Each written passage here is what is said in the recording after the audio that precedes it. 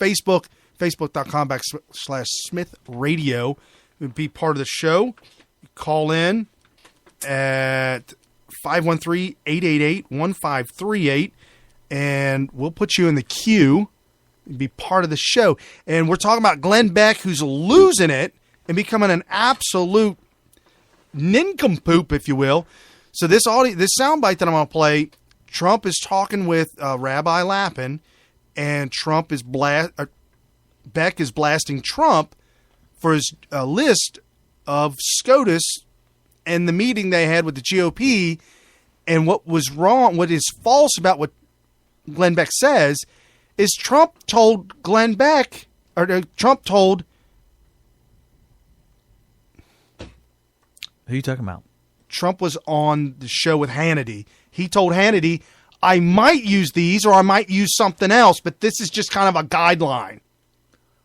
It's tough because it's only 11 people and there's thousands and thousands of eligible people that could be SCOTUS. So he put this out as a teaser. These are the things that I'm looking at. But these you know, the first thing out of their mouth when they all thought, and by they I mean the never Trumpers like Glenn Beck, the always Hillary Democrats like Glenn Beck, the progressives. Yeah. The first thing out of their mouth was, well, yeah, but he always goes back on his word. He always backtracks. He never does what he says. So he comes out with this list and says, this is the people I'm going to choose from. You know he's not going to hold to it because he always lies.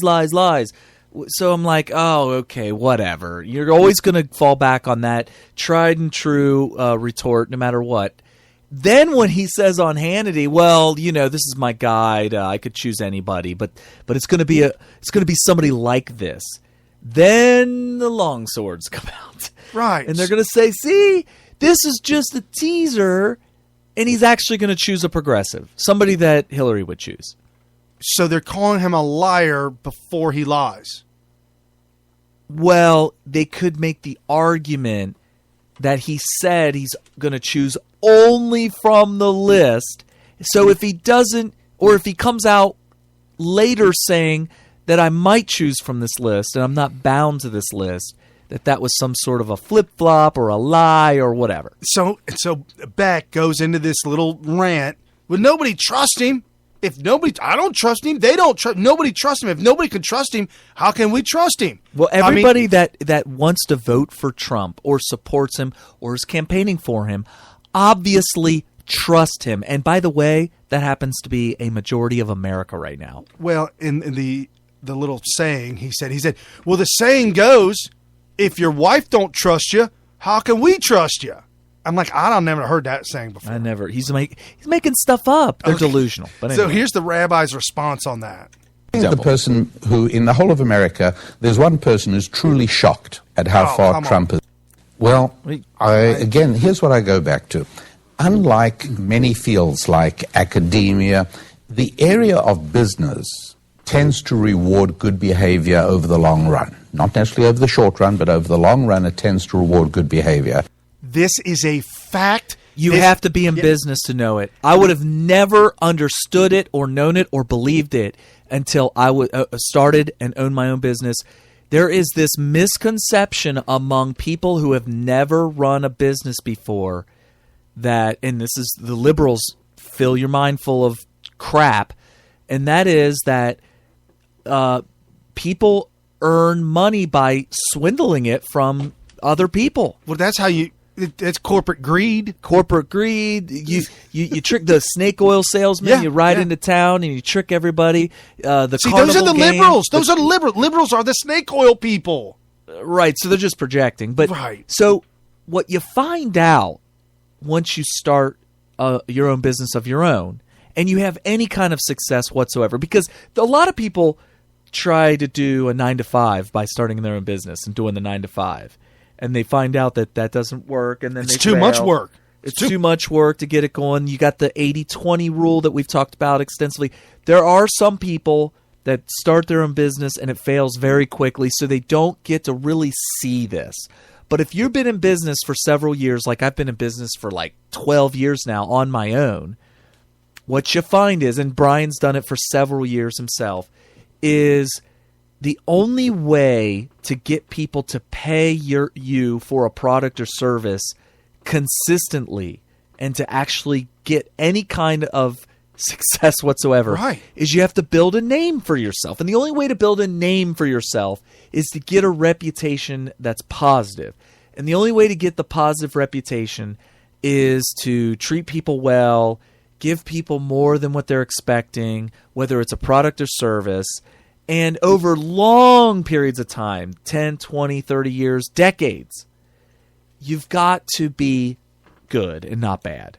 Right. No, absolutely. And not only be good but not bad, but you also have to continually make good decisions, unlike Target, who's falling stock prices and losing tens of billions of dollars for stupid bonehead decisions. But they've been in business so long that I would make the argument that they were no, what I'm saying is they were good.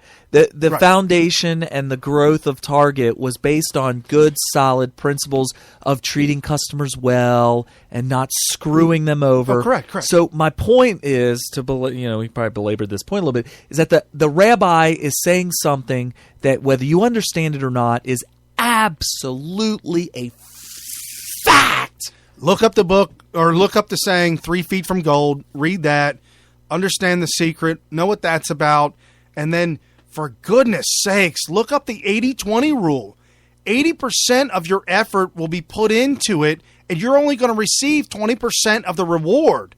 At that 80% mark, once you hit 81, from the 80 to 100, that last 20%, you will receive 80% of the reward. Right. It's the 80-20 rule. It works everywhere.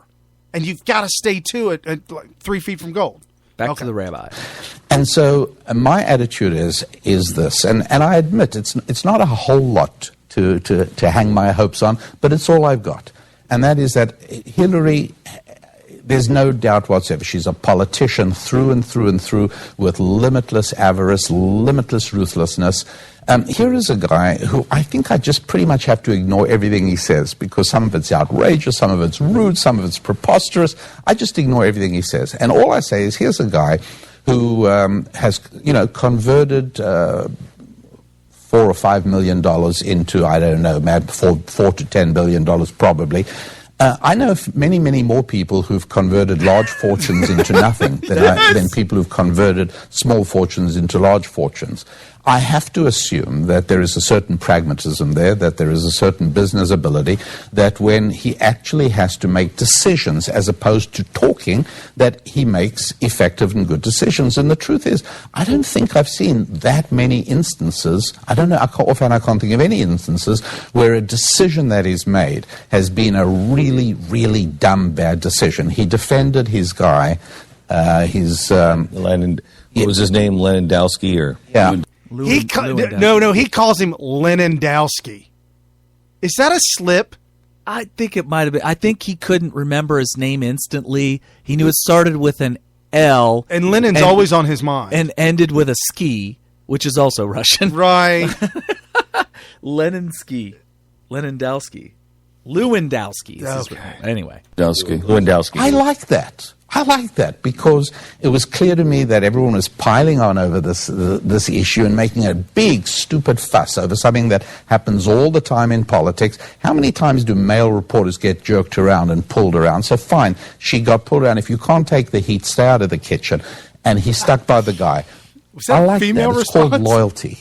I like that. Wow, this is fascinating. It is, because he really didn't stick. This is by his fascinating. Yeah, They're trying to fire. Wait, pause it real quick. I so strongly So disagree. what Jeffy was trying to say there was that he didn't stick with this guy because eventually he did replace him with the career, I can't remember his name, but the career guy, and then demoted Lewandowski. But he didn't. It looked at the time like he demoted Lewandowski after the fact as sort of a punishment for what happened with the Fields thing, Michelle Fields. Right.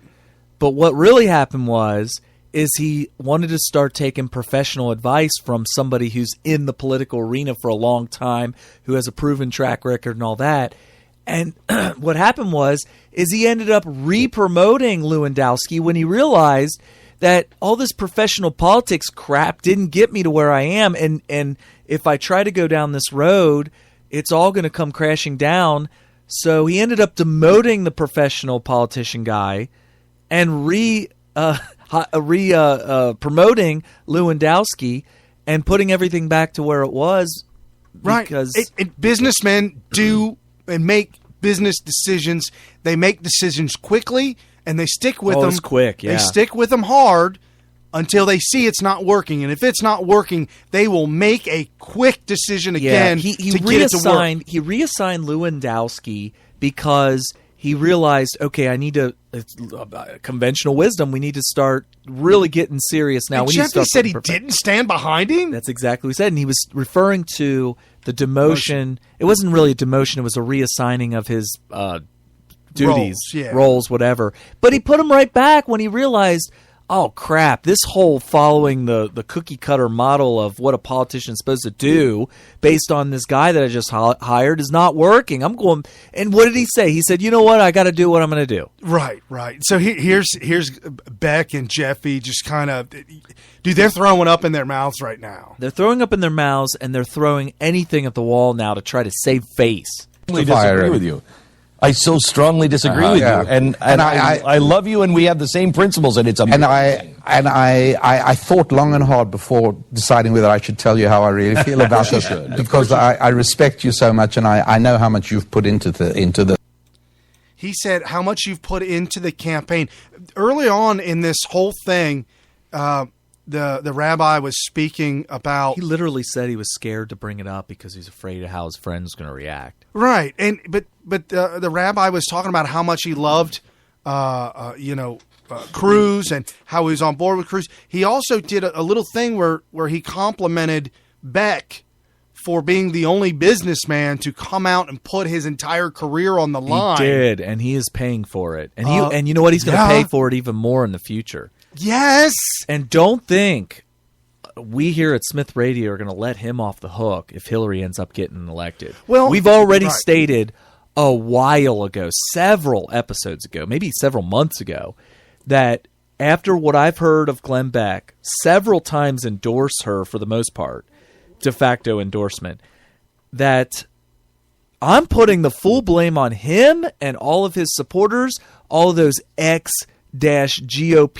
handles on Twitter, all those never Trumpers, all those people who are still leaving Cruz 2016 and their profile pics for weeks and weeks and weeks after Cruz had dropped out of the race. You all are going to be saddled with the full blame if Hillary ends up winning. Period. Right, and that letter that I got from the Cruz campaign, I got email, it too. I got it. You did finally get it. Okay. No, I got it. I got it right at first. I didn't know what you were talking about at first. Yeah, we get this sad email saying, well, "It's not over yet." Yes, I got. We could still. We're going to the convention, and we're going to get the delegates to vote for Cruz, even though they're supposed to vote for Trump. Right. Yeah. Right. And they were torturing logic.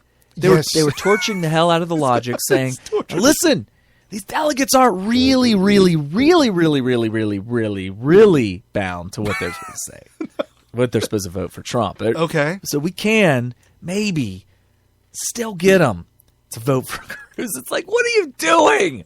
Oh, anyway, that is so sad. Yeah. So as you can see, this very intellectual rabbi is very slowly, like I said, this was a 15-plus minute walking interview. On eggshells in there. And he's slowly. But this guy is really awesome. And you can hear him, just his intellect, the way he's thought it out. I love the way he did say, I just don't listen to anything that he says.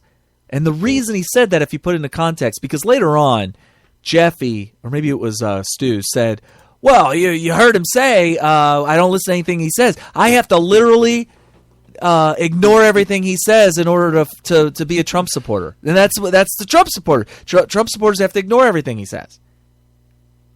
But if you put it into context, what he's saying is there are some things that he says that sound contradictory or whatever, but what I'm really looking at is his actions and the results of his actions. Right. And they've all been completely successful. And you and I both have parents that